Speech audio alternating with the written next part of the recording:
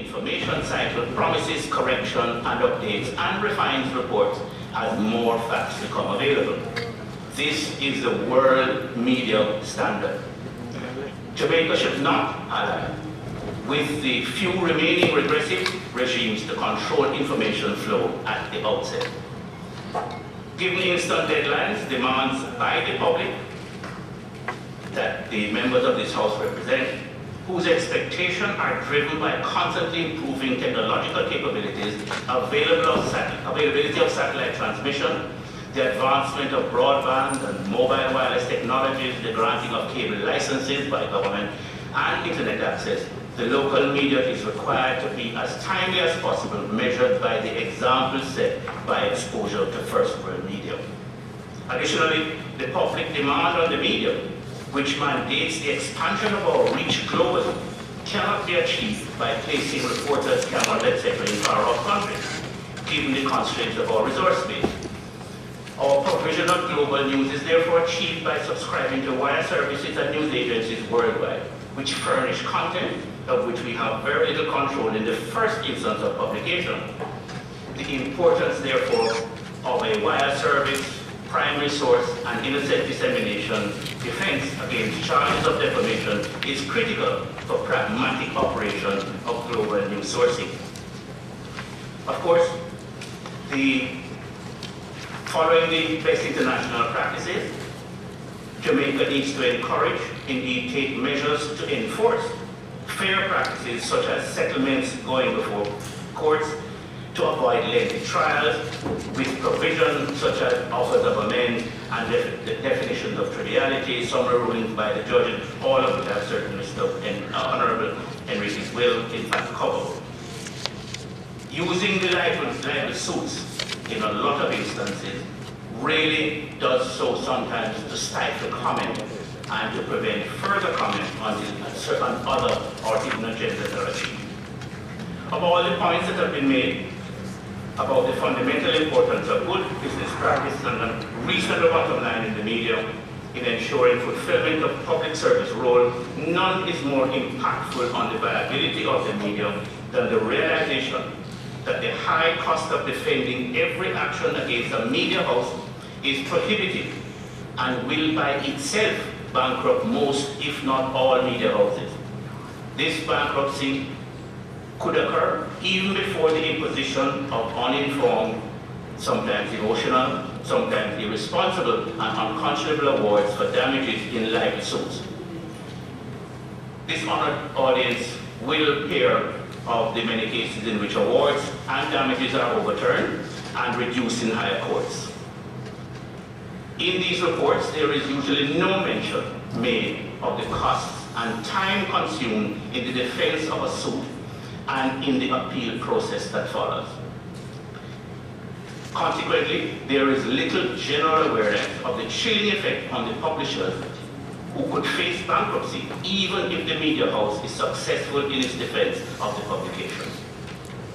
We are here today to raise that awareness and to reiterate that going bankrupt in a good cause is still bankruptcy. That the media business will still flounder, and it will either completely cease its critical mission of serving our democracy, or at best be substantially weakened in its ability to advance new programs for the public good and to provide employment and the avenue to contribute for some of our best and brightest minds.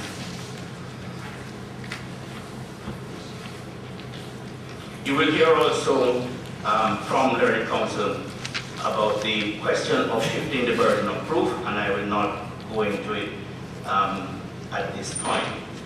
However, the idea that in all cases, what currently exists is that the media is considered by juries, the people, the plaintiff, public, to have published, if whenever they publish and the story is challenged, they contend that is with malice, with a wanton disregard for truth, a stance which automatically places the media in defense of the publication as a villain worthy of savage punishment. This ignores the reality that the media is simply trying to do is define beauty, and in doing so, mistakes can and do happen for a number of reasons.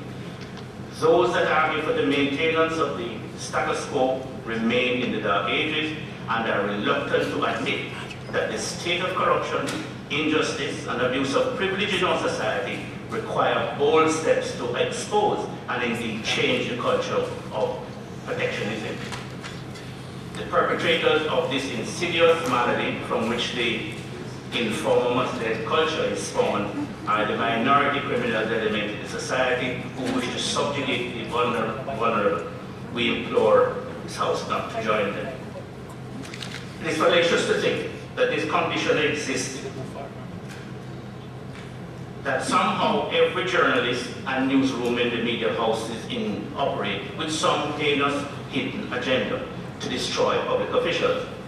This belittling view accuses every journalist and media house in the country of lacking in integrity, which is not the case, and is a blot on the efforts of those journalists and media houses who strive to uphold professional tenets and who strive to demand on behalf of the public honesty, accountability, and openness from those who govern.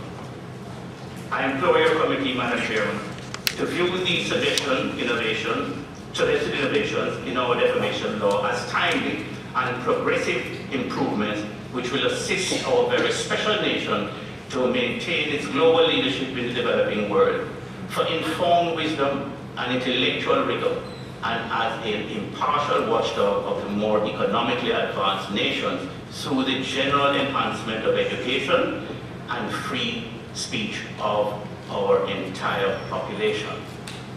That good governance is fed by a free media is a recognized axiom the world over. However, the irony is that the conditions are circular.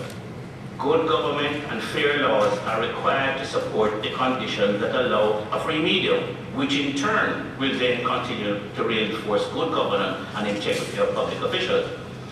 Our media and journalist associations are appealing to you, the honorable representatives of the Jamaican people, to extend the best tradition of good governance in our nation and modernize our libel laws in accord with the contemporary communication conditions and the evolving status of public figures in a free and open society.